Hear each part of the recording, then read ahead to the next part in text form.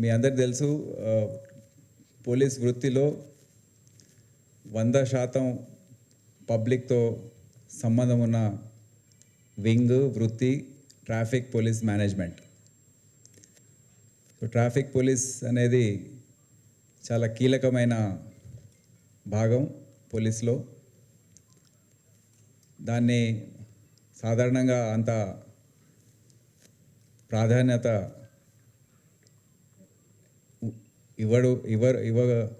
ఇచ్చే పరిస్థితి ఉండదు. అక్కడ పనిచేసే ఆఫీసర్స్ కూడా కొద్దిగా వేరే విధంగా ఆలోచిస్తుంటారు. కానీ ఇప్పుడున్న సెటప్ ఏదైతే ఉందో వారందరికీ కూడా ట్రాఫిక్ పైన ఏదైతే మేనేజ్మెంట్ చేసే అంశాలు ఉన్నాయో సాఫీగా వాహనదారులు ఎటువంటి ఇబ్బంది పడకుండా ఏవైతే చర్యలు చేపడుతున్నారో అవన్నీ కూడా అభినందనీయం. చాలా మంచి ఫలితాలు వచ్చాయి. దాని గురించి ప్రస్తావించడానికి ఏవేవి చర్యలు తీసుకుంటే ఈ ఫలితాలు వచ్చాయో చెప్పడానికి ఈరోజు మిమ్మల్ని అందరినీ ఇక్కడ ఆహ్వానించాం. అదే కాకుండా వచ్చే కొన్ని రోజుల్లో నెలల్లో ప్రణాళిక ఏ విధంగా ఉండబోతుంది అనేది కూడా మీకు కొన్ని విషయాలు మేము తెలియజేస్తాం. ముఖ్యంగా ఏ నగరంలోనైనా యావరేజ్ స్పీడ్ ఆఫ్ వెహికల్స్ ఎంత ఉన్నదనేది అదొక మార్గదర్శనం. అక్కడ ఉన్న ట్రాఫిక్కి ఉన్న పరిస్థితులు స్థితిగతులు ఏవైతే ఉన్నాయో దాని గురించి ఒక అంచనా వేసుకోవడానికి యావరేజ్ స్పీడ్ అనేది చూస్తుంటారు. ఒక సంవత్సరం క్రితం అది 17 నుండి 18 వరకు మన నగరంలో ఉండేది. ఇప్పుడు 24 నుండి 25కి పెరిగింది. అంటే ఒక యావరేజ్ స్పీడ్ ఆఫ్ 6 km/h తీసుకురావడం అనేది కూడా చాలా ఒక పెద్ద అచీవ్మెంట్ అని కూడా మనం చెప్పుకోవచ్చు. ఎందుకంటే అది సులభమైన విషయం కాదు. ఒకవైపు రోజువారీగా 1600 వాహనాలు యాడ్ అవుతున్నాయి. ఇప్పుడు సంఖ్య 3 కమిషనరేట్స్తో కలుపుకుంటే 91 లక్షలకు చేరుకుంది. 91 lakhs. దాంట్లో ఆఫ్కోర్స్ 70% 2 వీలర్స్ ఉన్నాయి. కానీ 4 వీలర్స్ సంఖ్య కూడా చాలా పెరిగిపోయింది. అదే స్థాయిలో మనం చూసుకుంటే కొన్ని ఫ్లైఓవర్స్ పెరిగినా, రోడ్స్ వైడనింగ్ జరిగినా, కొత్త రోడ్లు వేసినా, ఏదైతే భారం ఉందో రోడ్డు పైన అది ఏమాత్రం తగ్గలేదు. రోడ్స్ అదేవిధంగా మనం ఉన్నట్టు రోజువారీగా చూస్తున్నాం. ఇటువంటి పరిస్థితుల్లో ఈ యావరేజ్ స్పీడ్ పెరగడం అనేది చాలా అభినందనీయం. హైదరాబాద్ ట్రాఫిక్ పోలీస్ చాలా కష్టపడి పనిచేస్తే కానీ, ఎన్నో చర్యలు చేపడితే కానీ ఇది కాలేదని మీ అందరికి తెలియజేస్తున్నాను. ముఖ్యంగా 3-4 విషయాల్లో వారు చాలా దృష్టి సారించారు. ఒకటి మీ అందరు తెలుసు, operation rope, removal of obstructive parking and encroachments. ఈ కంటిన్యూస్ డ్రైవ్ ఏదైతే రోజువారీగా చేపడుతున్నారో, హాకర్స్ని తొలగించడము, వెనుకకి తీసుకోవడము, ఫుట్పాత్స్ని క్లియర్ చేయడము, అంటే దీంట్లో వేరే అంశాలు కూడా ఉన్నాయి. పేదవాళ్ళు ఉంటారు. సో లోకల్ పొలిటీషియన్స్, కార్పొరేటర్స్, ఎమ్మెల్యేస్తో సమన్వయం ఏర్పాటు చేసుకొని టౌన్ వెండింగ్ కమిటీస్ అని ఏర్పాటు చేసి దాదాపు 100 టౌన్ వెండింగ్ కమిటీస్ కూడా ఏర్పాటయ్యాయి. సమన్వయంతో ఎటువంటి సమస్యలు రాకుండా, గొడవ కాకుండా ఈ ఎన్క్రోచ్మెంట్స్ అన్నీ కూడా తొలగించడం. దీంతో క్యారేజ్ వే పెరిగింది. క్యారేజ్ వే అంటే రోడ్ విడ్త్ ఏదైతే ఉందో, ఎక్కడైతే ముందు ఈ తోపుడు బండ్లు కానివ్వండి, ఇతర టెంపరీ షాప్స్ కానివ్వండి, ఇవన్నీ ఏర్పాటు చేసుకున్నారో అవన్నీ తొలగించడంతో యావరేజ్ స్పీడ్ అనేది ఆ వాహనాలు వెళ్ళే దారి ఏదైతే ఉందో అది ఎక్కువగా లభించడంతో క్లియరెన్స్ ఆఫ్ వెహికల్స్ పెరిగింది. దాంతో యావరేజ్ స్పీడ్ కూడా పెరగడానికి పెద్ద కారణమైంది. సో అదే పద్ధతి వచ్చే రోజుల్లో కూడా ఇప్పుడే మేము చాలాసేపు దాదాపు 2 గంటలు డిస్కస్ చేసుకున్నాము ఏమేమి అంశాలపైన మనం ఫోకస్ చేయాలనేది. ఈరోజు SI and above rank officers అందరు కూడా ఒక వీడియో కాన్ఫరెన్స్ ద్వారా అందరికీ చెప్పే అవకాశం ఉంటుంది, కానీ 1-to-1 మీటింగ్లో చెప్తే వారి అభిప్రాయాలు తెలుసుకోవడం, నేను ఇంటరాక్ట్ కావడం, మా విషయాలు తెలియజేయడం అనేది జరుగుతుంది. కనుక ఈరోజు వారందరినీ అంటే ట్రాఫిక్ ఆఫీసర్స్ని ఒక మీటింగ్ పిలవడం అనేది కూడా కష్టం, ఎందుకంటే రోడ్డు పైన అన్ని విఐపి మూవ్మెంట్స్ కానీ అవన్నీ కూడా చాలా ఎక్కువగా ఉంటాయి. అందరు కూడా అటెండ్ కావడం చాలా కష్టం. కనుక ఈరోజు అవకాశం దొరికింది, అందుకే ఈ మీటింగ్ ఏర్పాటు చేసి మేము ఇవన్నీ కూడా చర్చించుకున్నాం. సో ఈ ఆపరేషన్ రోప్ని మేము ఇంకా సైంటిఫిక్గా ఇంకా ఎఫెక్టివ్గా కూడా కొనసాగించడానికి ప్రణాళిక సిద్ధం చేశాము. ఇంకో ముఖ్యమైన అంశము వివిఐపి మూవ్మెంట్స్ ఏవైతే ఉన్నాయో దానిపైన ఒక సిస్టమ్ ఏర్పాటు చేసుకొని దానిపైన పట్టు సాధించడం అనేది చాలా మూల కారణం ఈ యావరేజ్ స్పీడ్ పెరగడానికి. స్వయంగా ముఖ్యమంత్రి గారే నాకు ఎక్కువ క్లియరెన్స్ ఇవ్వద్దు, ప్రజలు కూడా తప్పుగా దాన్ని అపార్థం చేసుకుంటారు, తప్పుగా అనుకుంటారు, ఆపోజిట్ ట్రాఫిక్ తప్పకుండా వెళ్తూ ఉండాలి, ఎక్కువ వెహికల్స్ ఆపే అవసరం లేదు అని కూడా స్పష్టంగా ఎన్నోసార్లు చెప్పడంతో మాకు చాలా ధైర్యం వచ్చింది ట్రాఫిక్ పోలీస్ వారికి.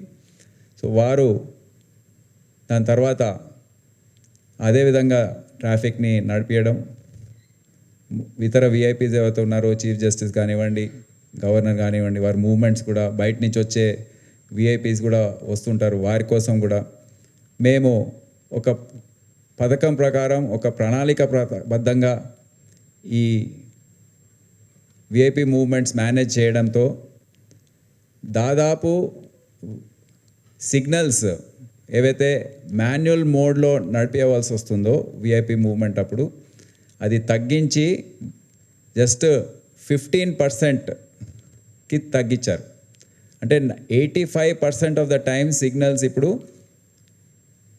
ఆటో మోడ్లో నడుస్తున్నాయి. ఎప్పుడైతే సిగ్నల్స్ ఆటో మోడ్లో నడుస్తాయో, సిగ్నల్ టైమింగ్ ప్రకారం నడుస్తాయో, ఆటోమేటిక్గా యావరేజ్ స్పీడ్ పెరుగుతుంది, ఫ్లో ఆఫ్ వెహికల్స్ పెరుగుతుంది. ఎప్పుడైతే దానికి అంతరాయం కలుగుతుందో మాన్యువల్ మోడ్ వేయడంతో విఐపి మూవ్మెంట్ కోసం అది 50% నుండి 85% పెరిగింది. సో ఉద్దేశం ఏంటంటే దాన్ని 90% పెంచాలి, ఆటో మోడ్లో సిగ్నల్స్ నడిపేయడానికి 90% పైన పెంచడానికి ఇప్పుడు ట్రాఫిక్ ఆఫీసర్స్ కూడా అందరూ కృషి చేస్తారని చెప్పారు. దీంట్లో senior officers, DCP rank, additional DCP, ACPs road పైన ఉండి ఇది చూసుకుంటే తప్పకుండా సాధ్యమవుతుందని మేము నిర్ణయించాం. సో అదేవిధంగా ట్రాఫిక్ డిపార్ట్మెంట్ సిటీ పోలీస్లో పనిచేస్తుంది. అదే కాకుండా క్వాలిటీ ఆఫ్ ఎన్ఫోర్స్మెంట్ ఏదైతే ఉందో, క్వాంటిటీ ఆఫ్ కేసెస్ కాకుండా క్వాలిటీ ఆఫ్ కేసెస్, అంటే ఏదైతే ఉల్లంఘనలు జరుగుతున్నాయో ట్రాఫిక్ సంబంధించిన వరకు, రాంగ్ సైడ్ డ్రైవింగ్ కానివ్వండి, స్టాప్ లైన్ వైలేషన్ కానివ్వండి, ట్రిపుల్ రైడింగ్ కానివ్వండి, డ్రంక్ డ్రైవింగ్ కేసెస్ కానివ్వండి, ఇవన్నీ కూడా ఒక ఫోకస్డ్గా వెళ్ళి సంఖ్య పైన కాకుండా క్వాలిటీ పైన అది చేయడంతో ఒక మార్పు రావాలి. ట్రాఫిక్లో వెళ్ళే వాళ్ళు, బండ్లు నడిపే వారి పద్ధతిలో మార్పు రావాలనే ఉద్దేశంతో ఎన్ఫోర్స్మెంట్ చేయడం అనేది ఒక నూతనమైన ఆలోచన. అది అవలంబించడంతో ట్రాఫిక్ కేసెస్ కొద్దిగా సంఖ్య తగ్గినా ఎఫెక్టివ్నెస్ బాగా పెరిగింది. సో దాంతో ట్రాఫిక్ రెగ్యులేషన్ ఇంకా బెటర్గా జరుగుతుంది. వచ్చే రోజుల్లో దాన్ని ఇంకా ఫైన్ ట్యూన్ చేసుకొని ముందు పోదలుచుకున్నాం. ఈ మధ్య ట్రాఫిక్ మేనేజ్మెంట్ కోసము మేము హై రైజ్ కెమెరాస్ అనేది, అంటే పెద్ద పెద్ద బిల్డింగ్స్ ఏవైతే ఉన్నాయో దానిపైన ఒక 25 ప్రాంతాల్లో ఈ విధంగా మీరు చూస్తున్నారు. అక్కడ పెట్టి ఆల్మోస్ట్ ఒక డ్రోన్ వ్యూ లాగా వచ్చే విధంగా. Can you go back?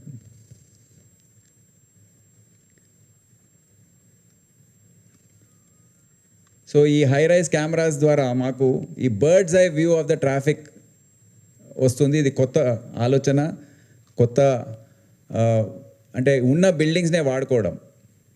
ఆ బిల్డింగ్స్ పైకి వెళ్ళి వాళ్ళ పర్మిషన్స్ తీసుకొని ఇట్లా ట్రాఫిక్ మేనేజ్మెంట్ కోసం మేము చేస్తున్నామని చెప్పి ట్రాఫిక్ ఆఫీసర్స్ అందరూ వాళ్ళు కన్విన్స్ చేసి అక్కడ పెట్టడం. ఈ కెమెరాస్ ద్వారా మాకు ఒక bird's eye view of the traffic in that area. For instance ఇప్పుడు మనం ఈ ఏరియాలో ఉన్నాము, ఇక్కడ ఈ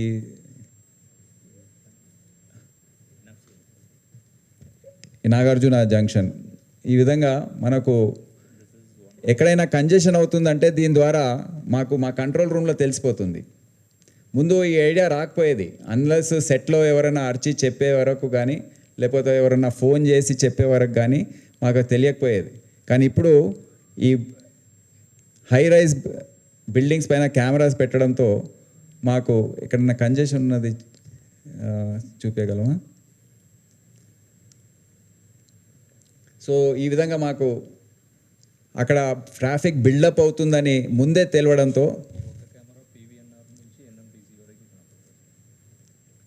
పీవీఎన్ఆర్ ఎక్స్ప్రెస్ వే నుండి మాసబ్ ట్యాంక్ ఎన్ఎండిసి వరకు ఈ కెమెరా జూమ్ చేయొచ్చు, చూసుకోవచ్చు. ఇప్పుడు ఖాళీగా ఉంది కానీ కొద్దిగా ఉదయము సాయంత్రం ఎప్పుడు ప్యాక్డ్ ఉంటుంది ఈ రోడ్డు, మీకు తెలుసు. సో ఇది చూసుకొని ట్రాఫిక్ మేనేజ్మెంట్ చేయడం అనేది ఇప్పుడు జరుగుతుంది. ఇదొక ఇన్నోవేషన్ ఏదైతే చేశామో ట్రాఫిక్ డిపార్ట్మెంట్లో, దానివల్ల ట్రాఫిక్ ఫ్లో చాలా బాగా పెరిగింది. ఇంకా వచ్చే రోజుల్లో ఈ హై రైజ్ కెమెరాస్ ఇంకా పెంచే ఆలోచనలో డిపార్ట్మెంట్ ఉంది. అది మేము చేయబోతున్నామని తెలియజేస్తున్నాం. అదే కాకుండా ఎక్స్పెరిమెంటల్ బేసిస్లో మేము డ్రోన్స్ 2 కొనిచ్చాం ట్రాఫిక్ పోలీస్కి. డ్రోన్స్ ద్వారా ట్రాఫిక్ మేనేజ్మెంట్ చేయాలి అనే ఉద్దేశం. సో ఈ విధంగా డ్రోన్ షాట్స్ ఎక్కడైతే కంజెషన్ మేము ఎక్స్పెక్ట్ చేస్తామో ముందే అక్కడ డ్రోన్స్ని ఫ్లై చేయడము.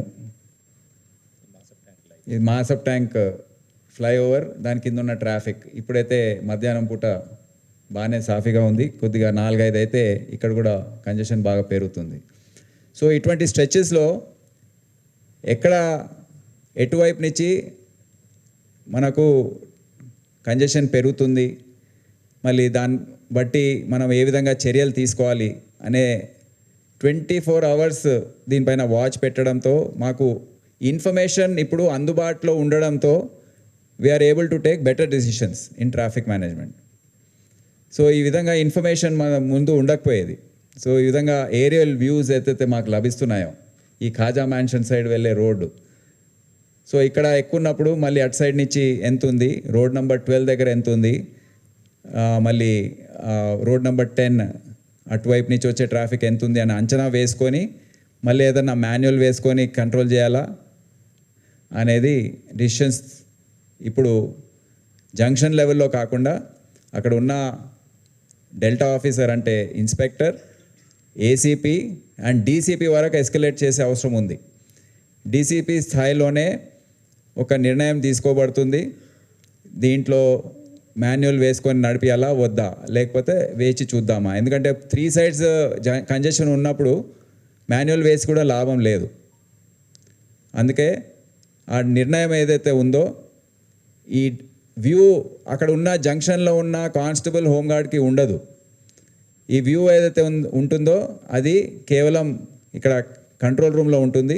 వాళ్ళు తెలియజేస్తారు, డీసీపీ జాయింట్ సిపి వారు చూసి నిర్ణయం తీసుకొని అప్పుడు తెలియజేయడం జరుగుతుంది. సో ఈ విధంగా కొద్దిగా సైంటిఫిక్గా ట్రాఫిక్ మేనేజ్మెంట్ చేయడం అనేది ఉద్దేశం. వచ్చే రోజుల్లో ఈ డ్రోన్ కెమెరాస్ సంఖ్య పెంచి ట్రాఫిక్ మేనేజ్మెంట్ సహకరించే విధంగా చర్యలు ఇంకా తీసుకోబోతున్నాం.